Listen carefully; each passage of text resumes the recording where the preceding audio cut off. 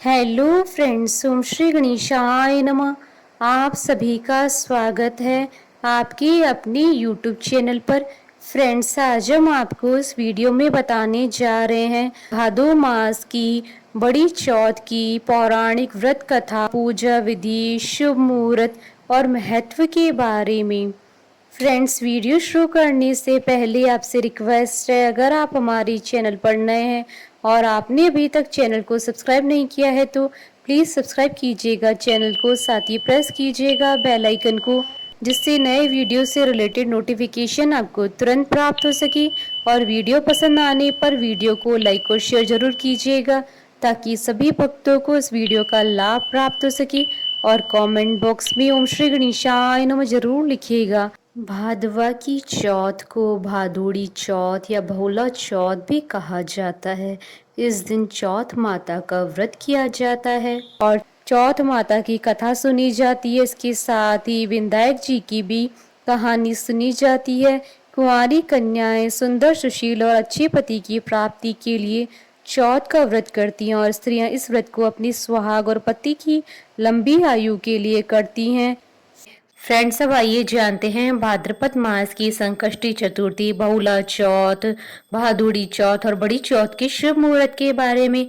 हिंदू पंचांग के अनुसार साल 2023 में भाद्रपद मास की संकष्टी चतुर्थी का व्रत 3 सितंबर 2023 रविवार के दिन है। भाद्रपद कृष्ण चतुर्थी तिथि प्रारंभ होगी 2 सितंबर 2023 को रात्रि 8:49 पर और भाद्रपद कृष्ण चतुर्थी तिथि का समापन होगा 3 सितंबर 2023 को शाम 6:24 पर और चंद्रोदय का समय रहेगा 3 सितंबर 2023 को रात्रि 9:04 पर और जन सर्वात सिद्धि योग रहेगा 3 सितंबर 2023 को सुबह 10:38 से 4 सितंबर 2023 को सुबह 6:07 तक और गोधूली पूजा का मुहूर्त रहेगा 3 सितंबर 2023 को शाम 6:33 से शाम 6:58 तक। कुल अवधि 25 मिनट है। फ्रेंड्स, अब आइए जानते हैं भाद्रपद मास की चौथ की पूजा विधि और पूजा सामग्री के बारे में। हल्दी, कुमकुम, मेहंदी, मूली, घी का दीपक, लड्डू, गणेश जी का प्रसाद, पुष्प, लाल ब्लाउज पीस, जल का कलश आदि। चौथ माता की पूजा विधि। चौकी पर विनायक जी और चौथ माता की स्थापना कर चौथ माता के रोली, काजल, मेहंदी की 13-13 टीकी लगाएं। विधि पूर्वक पूजन कर ज्योत का दर्शन कर चौथ माता विनायक जी की कहानी सुनकर चंद्रमा को अर्घ्य देकर जीम लेवे। अर्घ्य देते समय बोले, चंदा हेलो उगियो, हरिया बांस कट्या, साजन उबा बार ने अखा पाती लाए, सोना की सांकली, गल मोतियारो हार। भादो की चौथ का चंद्रमा की अर्घ्य देता, जीमो मारा वीर भरतार। फ्रेंड्स, अब आइए प्रारंभ करें भादवा की चौथ की कथा। एक नगर में एक सेठ सेठानी रहते थे। उनके एक बेटा व बहू थे। बहू बर्तन साफ कर पानी डालने नीचे जाती तो पड़ोसन पूछती, आज खाने में क्या खाया? वो कहती, बासी कुसी तर बासी। एक दिन जब वह बर्तन साफ कर पानी फेंकने गई तो रोजाना की तरह पड़ोसन ने पूछा, आज खाने में क्या खाया? तो उसने वही रोज वाला जवाब दिया, बासी कुसी तर बासी। उस दिन सेठ के बेटे ने उसकी यह बात सुन ली और मन ही मन सोचने लगा, अभी तो यह गर्मा गर्म भोजन करके आई है, फिर यह पड़ोसन को बासी क्यों बता रही है। दूसरे दिन उसने अपनी माँ से कहकर खीर खांड का भोजन बनवाया। माँ व बेटा बहू ने साथ में बैठकर प्रसन्नता से भोजन किया। बहू बर्तन साफ कर पानी डालने नीचे गई तो पीछे पीछे उसका पति भी गया। आज भी हमेशा की तरह पड़ोसन ने पूछा, आज क्या खाया? तो उसका वही रोज वाला जवाब, बासी कुसी तर बासी। उसकी पति को बहुत गुस्सा आया। रात्रि होने का इंतजार करने लगा। जब रात्रि में पत्नी कमरे में आई, हाथ पकड़कर बोला, मेरे सामने खीर खांड के भोजन करके आई है, फिर पड़ोसन को बासी भोजन क्यों बताया? तब वह मुस्कुराकर बोली कि यह आपके पूर्वजों की कमाई है, धन ना आपने कमाया है ना आपके पिताजी ने। तो हुई ना यह बांसी। यह सुनकर उसने परदेश जाने का विचार कर सुबह उठकर माँ से बोला, माँ मैं कमाने के लिए परदेश जाऊंगा।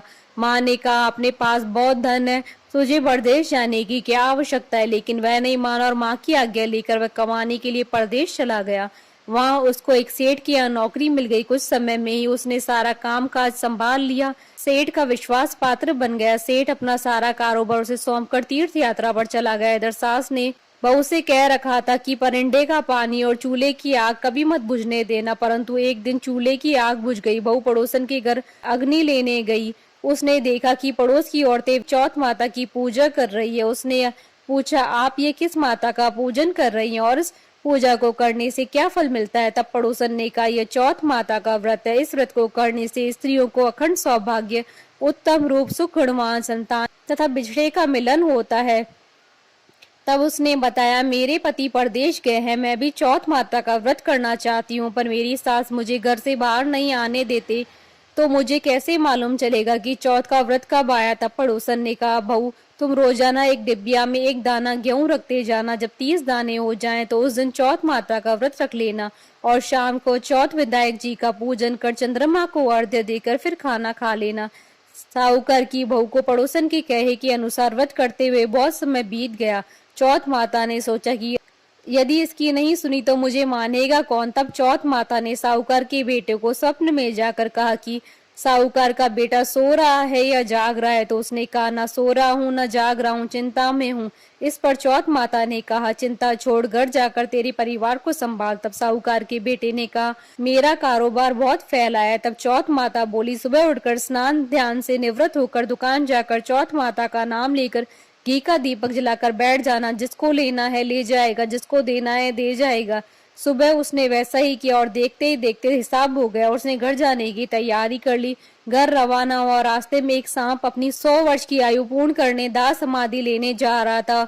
उसने उसको सिस्कार दिया। सांप ने गुस्से में कहा, मैं अपनी आयु पूर्ण करके मुक्ति पाने जा रहा हूँ, तूने मुझे टोक दिया है, इसलिए अब मैं तुझे डसूंगा। इस पर साहूकार के बेटे ने कहा, मैं 12 वर्ष बाद अपने घर जा रहा हूँ, मैं अपनी माँ व पत्नी से मिल लूं, तब डस लेना। तब सांप बोला, तू घर जाकर पलंग पर सो जाएगा। तब उसने कहा, मैं अपनी पत्नी की चोटी लटका दूंगा, उस पर चढ़कर डस लेना।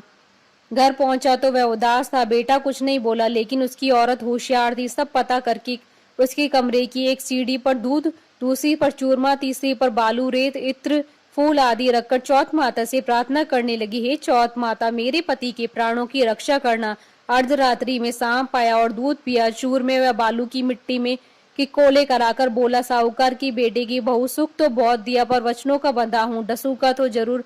तब चौथ विनायक जी ने सोचा कि इसकी रक्षा तो करनी चाहिए। तब चौथ माता तलवार बनी, विनायक जी डाल बने और सांप के टुकड़े टुकड़े हो गए। सांप की पूंछ का टुकड़ा उसकी जूती में जाकर गिर गया। सांप ने सोचा, डसूंगा तो जरूर। तब उसकी पत्नी रोज चींटियों को आटा डालती थी। तब सब चींटियों ने मिलकर उसकी पूंछ को खोखला कर दिया। साहूकार के बेटे को नींद नहीं आ रही थी। वह अपनी पत्नी के साथ चौपट पासा खेलने लगे।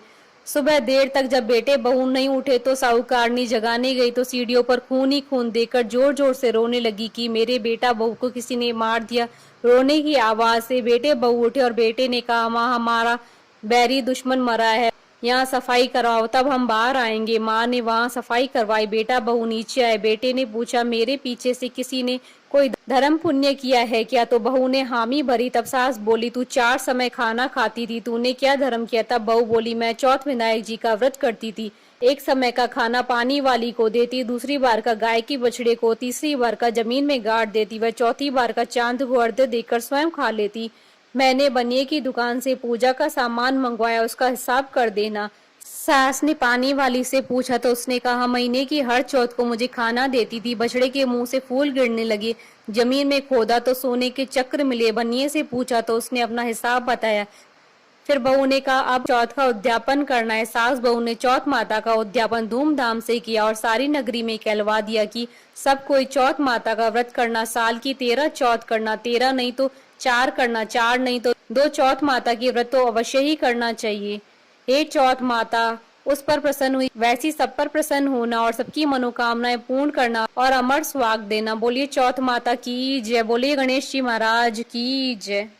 हमारे साथ इस वीडियो में अंत तक बने रहने के लिए आपका धन्यवाद। ओम श्री गणेशाय नमः।